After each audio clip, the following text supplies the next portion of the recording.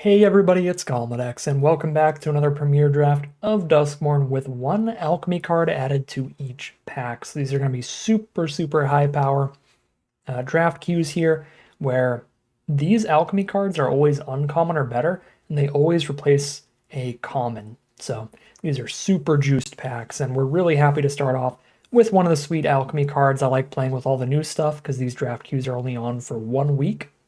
And this is a sweet one. 1 mana for 2 damage to a creature, solid cheap removal spell, and that is attached to a room that's going to give one of the creatures in your hands +2/+0 and haste whenever you deal non-combat damage to a creature. So if you play the kitchen first and then the abattoir, you are buffing another one of your creatures with +2/+0 haste. So I'm going to start with the alchemy card here. Over the Kaito, I just really don't like blue-black as a color pair in the format, and I really want to play with alchemy cards in these queues. So pick number 2, we have Enduring Friendship. 2 mana, 2/1 with double team, so when it attacks, you put another copy of it into your hand. And whenever you cast an instant or sorcery, all of your otters and enchantments get +1/+0 until end of turn. And when it dies, bring it back to the battlefield as an enchantment. I mean, a 2 mana, 2/1 attacks, put another copy of itself in your hand is fine. It only triggers off of casting instants and sorceries. It's not even prowess, so casting a room doesn't work for it. I don't think that's actually very good. I mean, clearly it's designed for constructed. It's an otter card, which is very cute to give us some more of those cards to work with Bloomburrow. I think I would rather just take a good spell here. There's a good green removal spell, an excellent green graveyard recursion spell, and a very solid red creature if we just want to stick to the abattoir here. I think I'm just going to go for the best card in the pack, regardless of color, which is the Great Graveyard Recursion out of green. We'll grab the Under the Skin there. That alchemy card was just not that interesting to me. Pick number 3. Now we have a Glassworks for sticking to red. This is also a great removal spell to synergize with our Crude Abattoir. Super fine with that. Alternatively, a blue removal spell here with Unable to Scream, but if I'm taking removal, we'll take the on-color removal. Or the best off-color non-removal spell, probably just the Glimmer Seeker here. It's got a great survival trigger. You do want to do a little work to making sure it can survive. This is a very safe Glassworks pick. Pick 4 now. Not a ton here. Solid black removal. Solid black creature for a sacrifice deck. Not much in red. Not much in blue. Not much in white. Yeah, we'll just take the good black removal spell. Pick 5, another Glassworks. Okay. The more the merrier. Makes our unsavory kitchen better and better. Whenever a source you control deals non-combat damage to a creature, give one of your creatures +2/+0 haste in hand. So if I Pyroclasm and it shoots like 3 creatures, do I get 3 triggers of kitchen?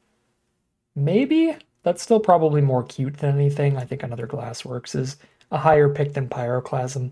It's just more flexible and generally the better card.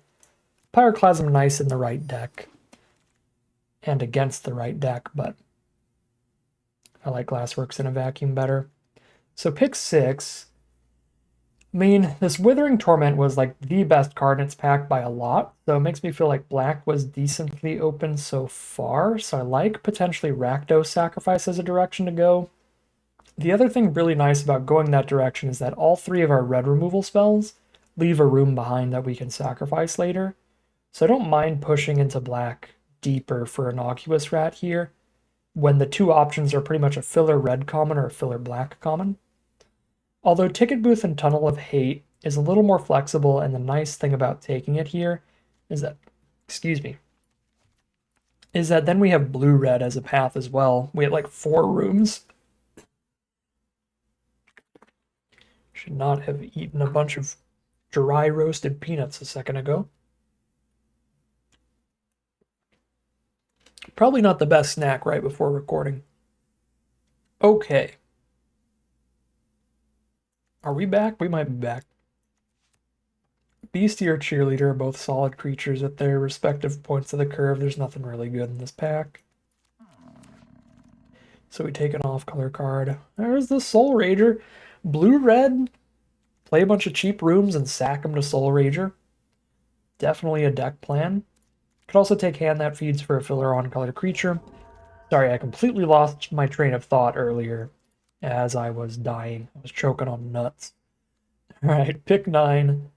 Vengeful Possession, fantastic in Rakdos. Or Surveyor would be fine in blue-red. Take the possession here. So we saw that Torment pretty late. Okay. Blue and red are probably open, but I don't even think Enduring Friendship is good in that archetype. Meatlocker would, though. Meatlocker would be great in blue-red rooms. We have Abattoir, Double Glassworks, Ticket Booth, Locker. All right. It's my first time getting to play my favorite archetype in a long time. We'll see. I'm still going to be open to the black with this Withering Torment here. But I'm certainly feeling a little more likely to be in blue. And maybe we can be controlling enough to do all 3, taking like a Murky Sewer here. Getting some fixing that brings these colors together. Ripper's going to be fine in the Rakdos sack or blue-red rooms deck, because either way, it looks like we're going to be sacrificing rooms. 13, Vanish is fine.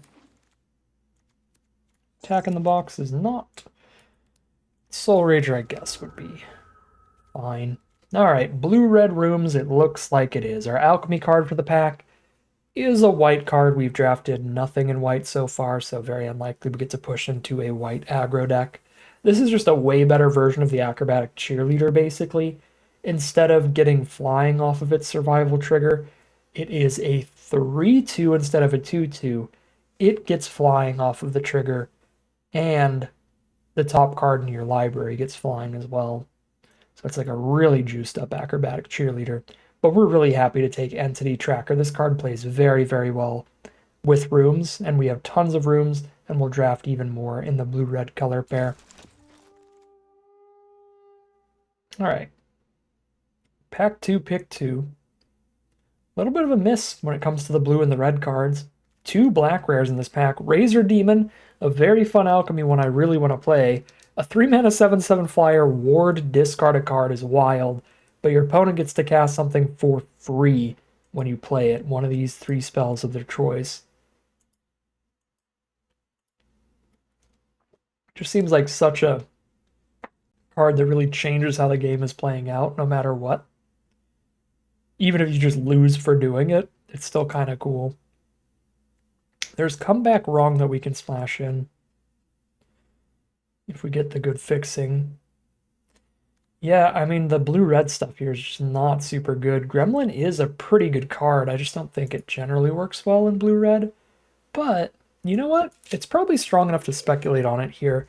Take the Gremlin, and we might just have a really weird version of blue-red.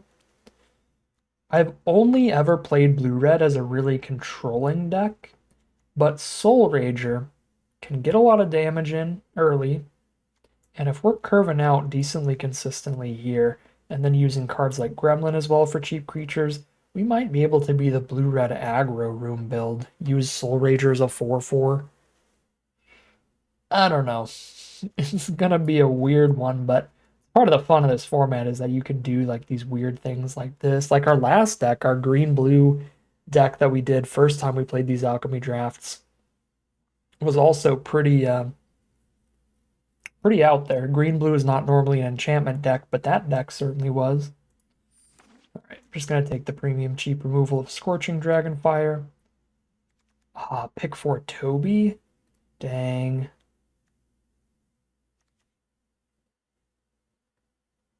Do kind of wish a little bit that I had headed into white now.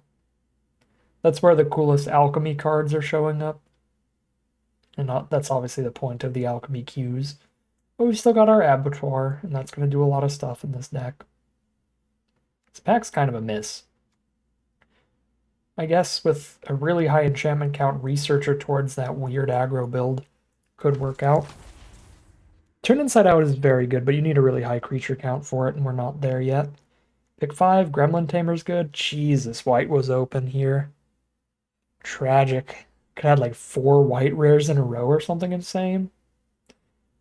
I actually think I like Glassworks better than Dragonfire in this deck. We care so much about enchantments and rooms. So I'm going to take another Glassworks. I've got that like Researcher that cares as well. A Boros rare. Okay, at least this one's not very good. I guess it's like a 3 mana 3/1 haste by itself. So it enters, something gets +1/+0 forever. When it attacks, something gets +1/+0 forever. It doubles up all your Valiant triggers from Bloomburrow, but this is obviously not Bloomburrow, so that part doesn't really matter. Pretty cool card, but I'm just going to take the room. Whoa, man! Double hover ship? Whatever. I'm taking my 4th copy of Glassworks and rolling with it. Oh, I'm certainly able to be the rooms deck here. Not really the 5-color rooms deck. We need infinite fixing for that, and we have none right now. Draft that anyway. Nothing else here is going to be particularly good in this deck. Aerialist came all the way around. Whoever's in white is just soaking it up right now. Absolutely soaking it up. I still feel like Glimmerlight's pretty good if we're playing a more aggressive build. A weird blue-red aggro build. Ticket booth here. We're eerie enough for Phantom, but just don't like Phantom a ton.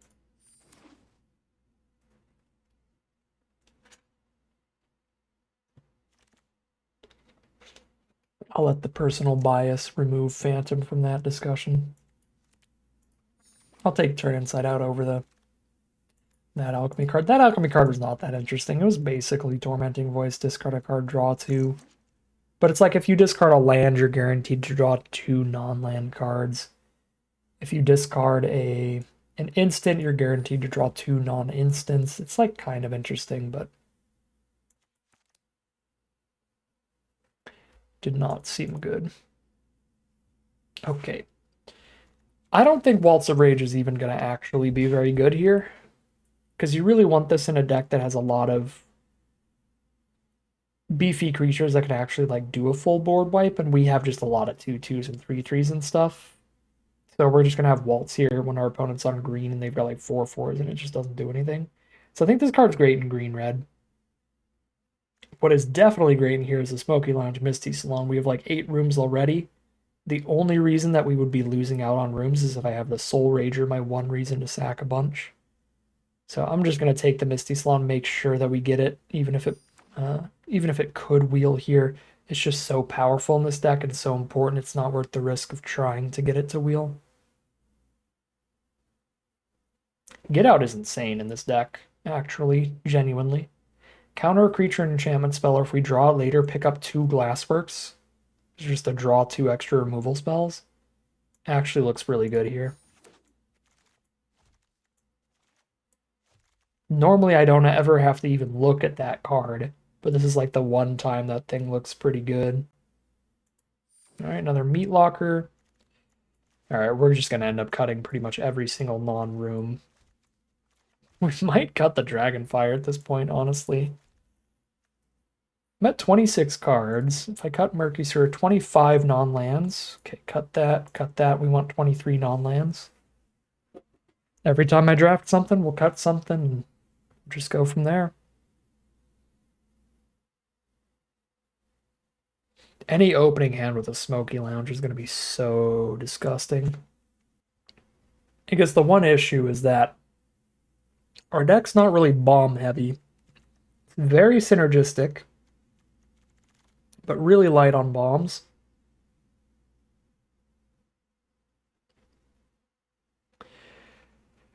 That's an incredibly funny blue-red mythic, but it doesn't even really do anything outside of just being hilarious. Probably supposed to take another Dragonfire, but again, like I have quadruple Glassworks.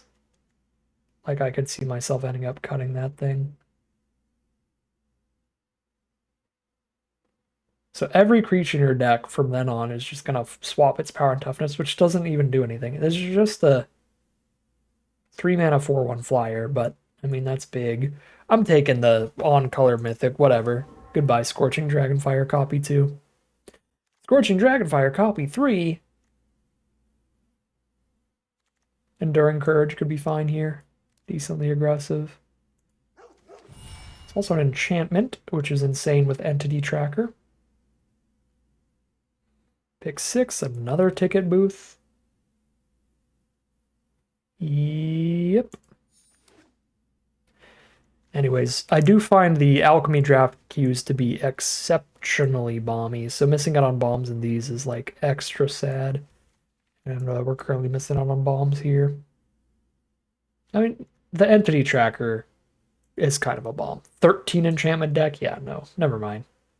Oh, we don't have a lot of bombs, but we have one. Soul Rager? Mangled Soul Rager, Rampaging Soul Rager combo. The one thing that's tragic about that is, in theory, no one should ever draft this card. So if just a decent number of copies were opened, we could easily have had like 3 or 4, but it just looks like they're not getting opened up here. To be fair, there's not a lot of commons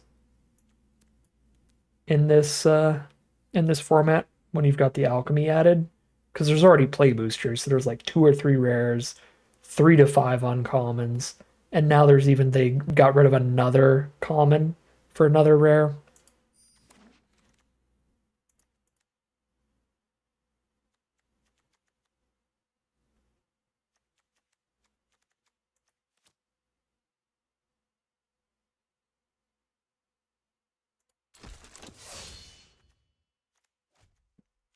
I don't know if I'm playing that.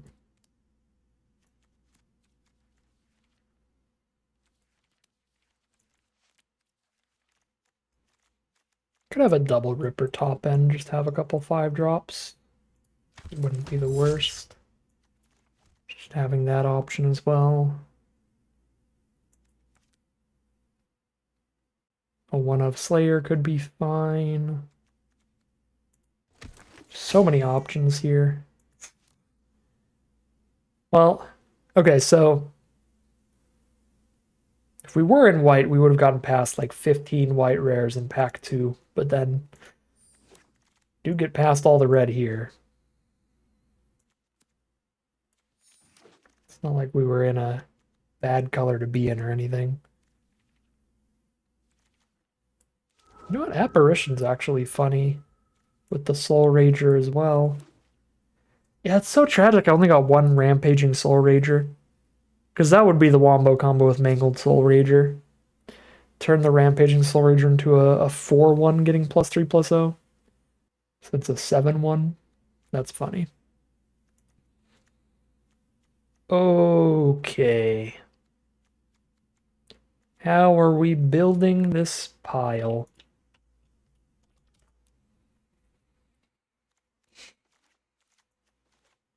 This is ridiculous.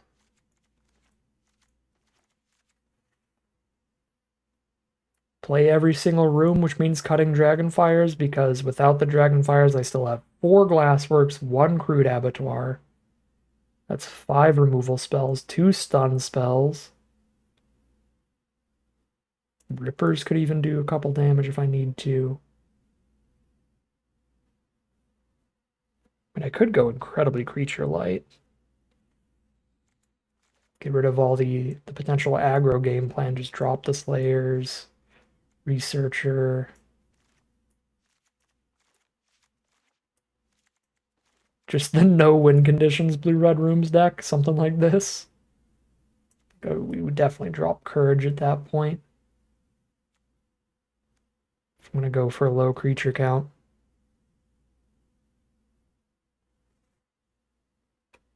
Glimmerlight also gets dropped with a lower creature count. And I've got triple ticket booth, that's some more creatures there. 1 slimy aquarium's another creature. 1, 2, 3, 4, 5, 6, 7, 8, 9, 10, 11, 12 room cards. Anytime we draw Misty Salon, it's going to be like a 20/20 Spirit. as well as giving us so much mana. All right, let's go out. Let's go all in on rooms and just go really weird get out room control stuff where we just drop a million creatures and even keep double Dragonfire to be super defensive. We're going to have a really rough time against green decks because they can just resolve big creatures that we can't blow up with our removal, but looks like we should have kind of a nasty matchup against any non-green deck. 1, 2, 3, 4, 5, 6, 7, 8, 9. Okay, so I can put 2 cards back in, still be on 17. Yeah, let's go real big, real slow, go double Ripper then. So any aggro decks we play against, I'm just going to be so happy to play against like blue-white and red-white generally, I think. Any deck that's just trying to curve out on me aggressively. It's like, all right, I'm going to blow up literally everything you do and then start 2-for-1ing you until I make a massive threat. Seems pretty fun. Seems pretty fun. I haven't gotten to play blue-red rooms in a really long time, and this is a super weird, super funky version of it. Yeah, let's roll with it. 1 in Alchemy. Let's get funky with it. We will call it a deck here, hop into the gameplay, and see how it does. All right, here we are for game 1 with our mono red rooms control deck. I will keep this despite the lack of blue. Kill our opponent's first couple threats, and whenever we find the blue source, we have that Soul Rager to dig through the deck.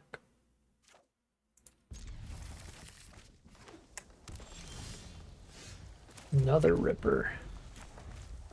Alright, well, we drew every 5-drop in the deck, so cannot get too many more expensive stuff. Green-blue, I do not think is a very good matchup for us, because they could have some really big green creatures that they're trying to manifest out, and just all of our removal being red means we are not good at killing massive creatures. I'd be very happy if they counter this. Yeah, that is incredibly fine.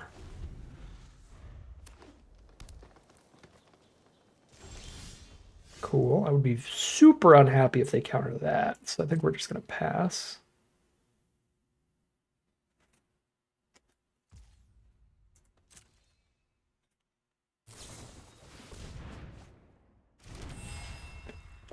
Glimmerburst, draw 2.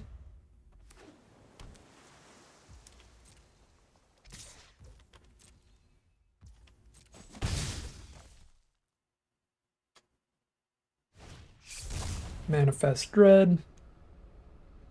Well, killing their manifested cards before they flip up is still decent.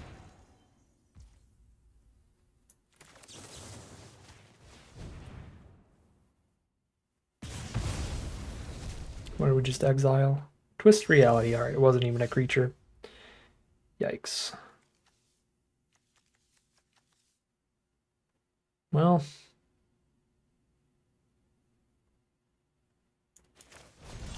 there's missing too many land drops to not just go for this. They probably just counter it. Nope. Maybe they destroy it with enchantment removal. If they can destroy it with enchantment removal, that was going to get us no matter what. Yeah. Tragic.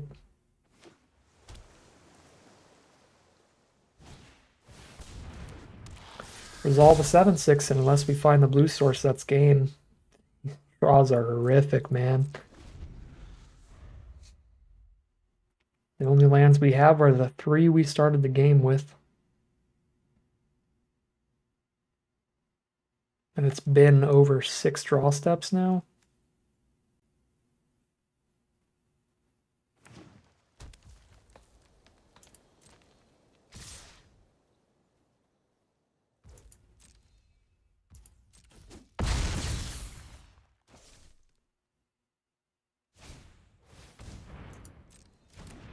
They're going to get a random 8-drop instead of a 7/6 trample.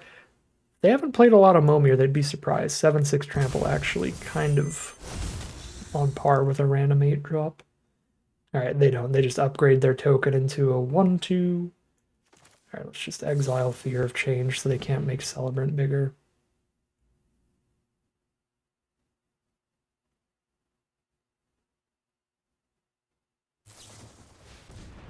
Vanish from sight, put it back, sure. Well, this game was not a game. We just drew 0 lands, and that's all there is to it. The saddest part is we got them down to 1 creature on board. With these cards in hand, this would have genuinely been a game if we just hit lands. Because the meat lockers slow down the branch snapper long enough for us to actually play things out against everything else they have.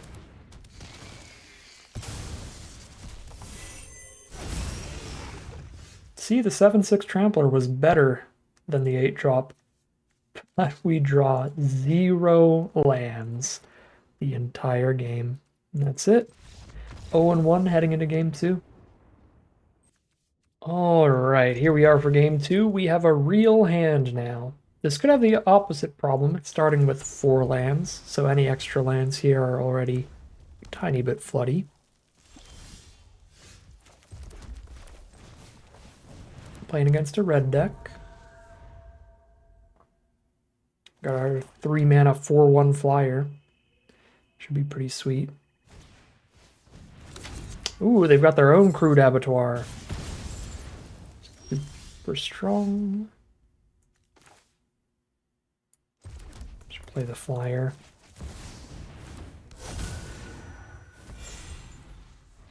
Now the next 12 creatures I play switch their power and toughness. But they're pretty much all the same power and toughness in our deck. Another very constructed-oriented design.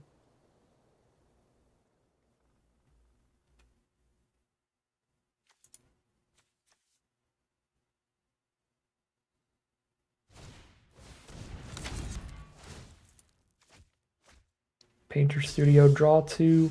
Plays Centipede in a land next turn. Hey, there's the Abattoir.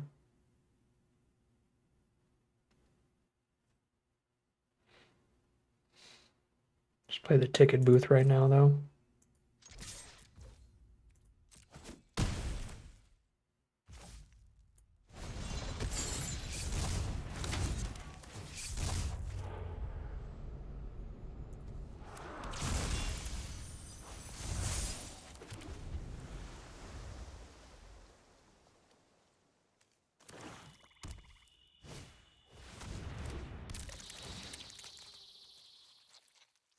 Okay, played the land, played the Centipede.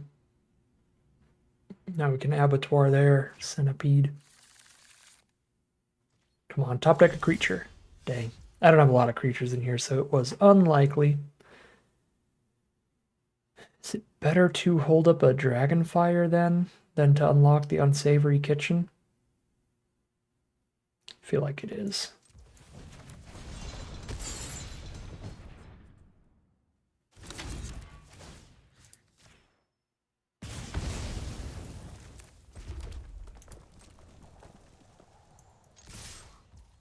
Like, I could unlock it to get the mana investment out of the way, but it's not going to do anything until I have another creature in my hand, whereas Dragonfire might do something immediately, just get rid of a blocker and get another 6 damage in here. It could be massive. Not quite. 1 damage off from killing Beastie. Well, let's put them to 2.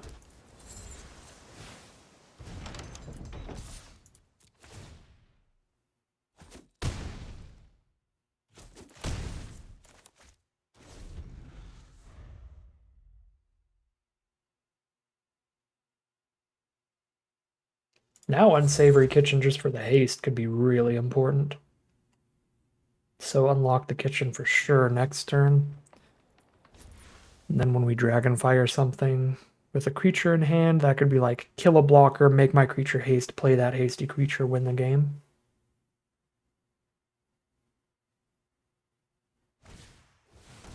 Vengeful Possession, sure. Take some big damage here. If they have a way to sack it, then they will get rid of that as well.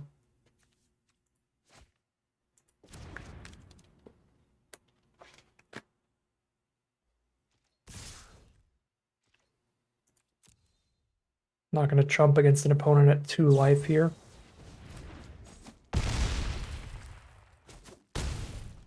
I will keep the 2-power creature for attempted lethal. And it is going to be lethal. That is 1-1 heading into game 3. Alright, here we are on the play for game 3. Gremlin's going to let us draw a card, discard a card off the ticket booth. plenty of ways to keep our opponent's stuff off the board. Norin. Don't want to have to kill a 1-drop creature. Not supposed to start with that. Oof. Down to 18. Green-red from our opponent. Pretty aggressive Delirium deck. And there's the hand that feeds. That can get Menace off of Delirium. This ticket booth here. Let's go for it. Discard one of these lands, draw a card.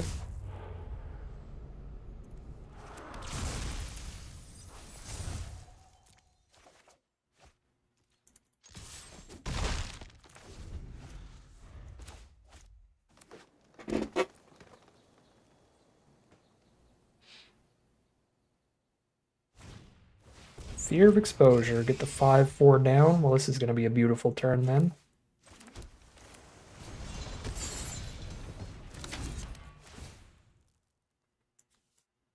Ooh, another Meat Locker coming up. Play more expensive creatures, please. We can just play a bunch of Meat Lockers after this.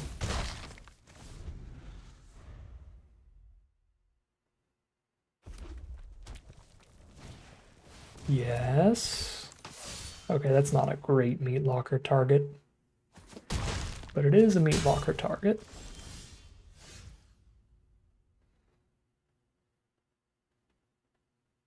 I probably should have kept my 5th land. Being able to Dragonfire and Meat Locker in the same turn would be huge. We hit for 4, they crack back for 5. Yeah, I think I misplayed here.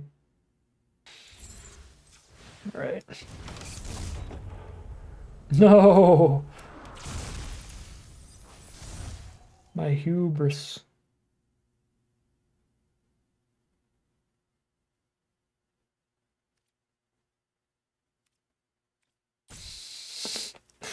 Now I can try to turn one of these into the land. No. All right. Pretty close game here.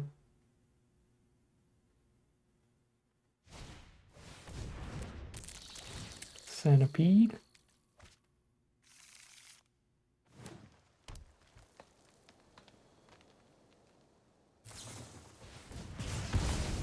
Nasty. Yeah, the mana for that was gross.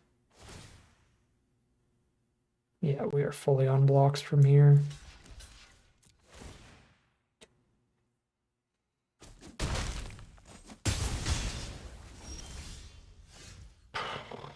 Yeah, I'm just gonna lose for milling that land. I was playing too instinctually. Because land 5 here is like such the win at this point. The Ripper to stabilize.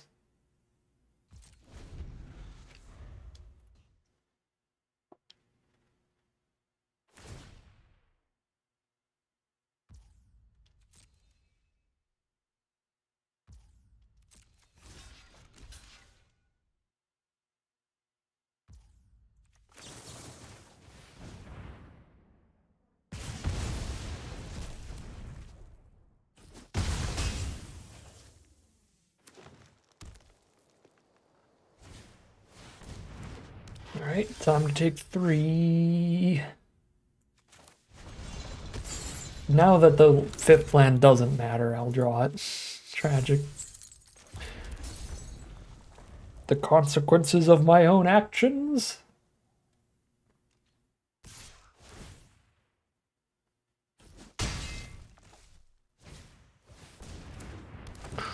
Flytrap 2. Well, at least their deck is absolutely juiced, but maybe we just punted this one away. This could have been a way closer game. We would have had the Soul Rager. Yeah, we would have come ahead on board already with Ripper, and then the only problem would have been Branch Snapper that I could then Meat Locker. Because again, it was that I surveilled a land into grave I shouldn't have, so I still would have had all these. I just would have had a land too. And then yeah, Soul Rager wins the race, especially with Tunnel of Hate. That was on me. This game was super winnable. I just got too greedy with the land mill there. Too used to flooding out. So, I am my own downfall. We are 1-2 heading into game 4.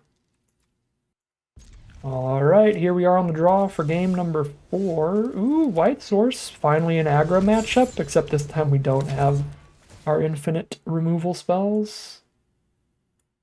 Yeah. Can I wait for a 5? I think I can wait for a 5-drop here. Play Gremlin, play Dragonfire, play Aquarium, play 5-drop is the curve out. Uh-oh. Yeah, we finally hit what I think is probably our best matchup, playing against aggro, but we've hit our worst hand against aggro that we've seen so far. Right, Dragonfire for the phone is going to be legit here. Just do that immediately.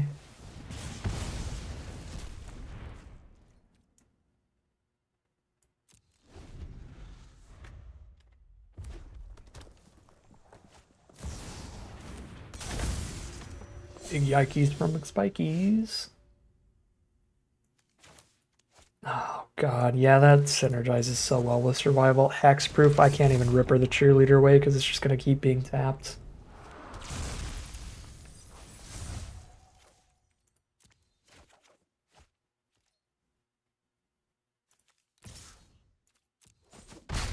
Well,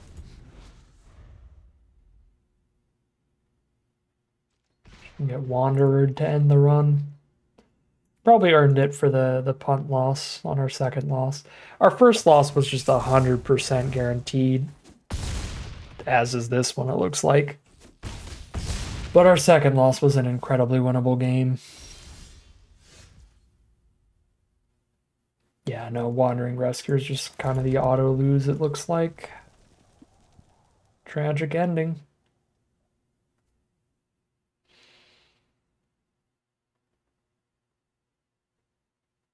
It's so gross, the hexproof. You got me then. They have the hexproof trick too? Man enchantment here?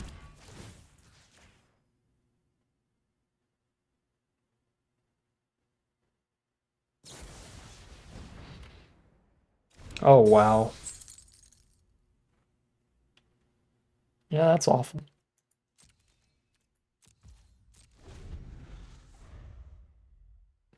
Chump and then another land allows me to Abattoir plus Ripper, the Rescuer.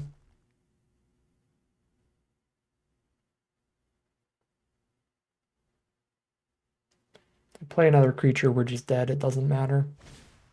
We're just dead. I hit the land, I can kill the Emperor, but then they attack with both. And we die.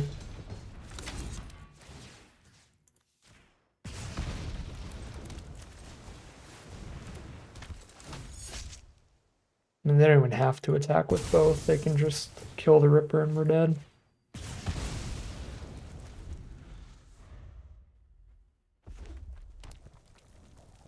If they can kill the Ripper. Maybe not.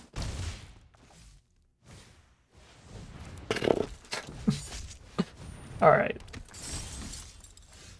We're dead. 1-3, super tragic run. That's incredibly disappointing because I think the Blue-Red Rooms deck is very fun.